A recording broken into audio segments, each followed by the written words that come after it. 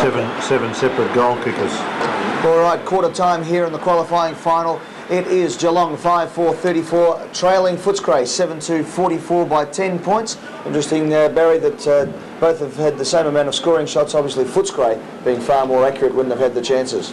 Well, they've got so many of their shots inside the 50-metre mark, and they've started to take marks, uncontested marks, which, although we had Justin Charles taking a good one in the goal square, but the marks they've got, they've actually been running to spaces.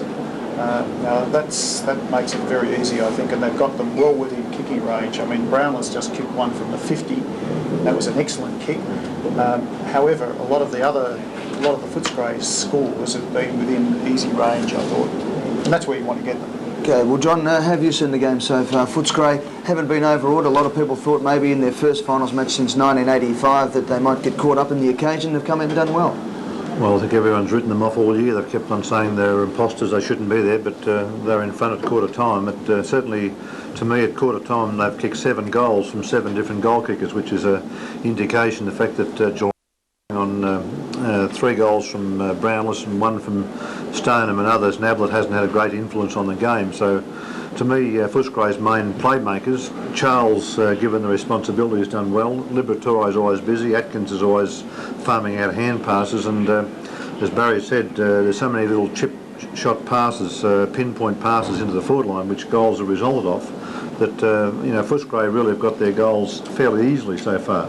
With precision sort of foot passing into the forward line, that doesn't happen all that much in finals because there's so much pressure on. The kicks aren't pinpointed as well, and they tend to fumble more. But Footscray have done well, and the way they're shaped at this stage, I really think, for everyone's point of view, I was tipping Footscray to start with, and I think I wouldn't be surprised if they keep on going with it. Well, this is tailor-made for Geelong in a lot of respects, a very free-flowing style of game, the way they like to play, but Footscray have been able to outpoint them in that regard. That's right. On the history of this season, certainly Geelong have been prolific goal scorers, but when they have been put under pressure on a few games, they also were still found wanting, and Footscray have really kept on pressurising them, and I think Footscray can do better at this stage. Well, Barry, Geelong down to 19 players already. Yes, well, that's we've been talking about this for some time, and maybe when you get to these critical games in finals, you may have to think about extending the bench, and maybe you do that right through the season. I think it would be unwise to just do it in finals, but it seems to me that we're at the stage where we're going to have to look at that fairly seriously. I mean, they only need to lose one other player, and they're down to a bare 18, and I don't think they can win it from there. All right, so far the game has been free-flowing, as we've mentioned.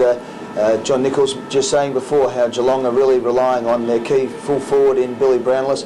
Gary Ablett hasn't been in any touch at all so far. Stoneham has been forced to go right down the ground looking for kicks.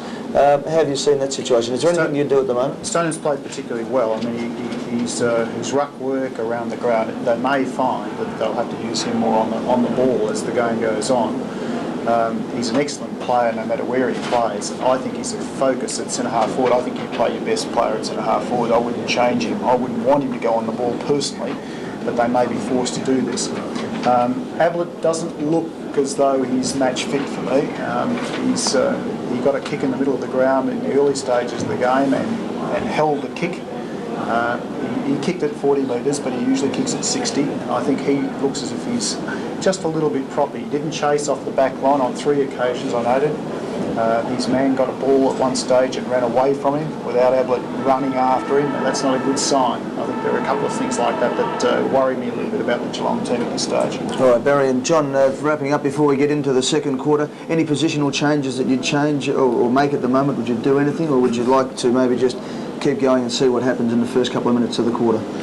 Well, certainly if I was in Wheeler's spot, I don't think I'd do much different at this stage because things have fit in fairly well. But Malcolm must be getting, he'd be thinking to himself, well, he can't afford to let it go too far, particularly centre bounces. And I know that probably they really can't afford to use Hanley there or Stoneham because Stoneham is such a focal point at centre half forward. But if Charles keeps on playing well, they may have to consider using someone else on Charles in the ruck work. And towards the end of that quarter, Atkins and Liberatore, because of Charles's ruck work, were starting to get some kicks as well.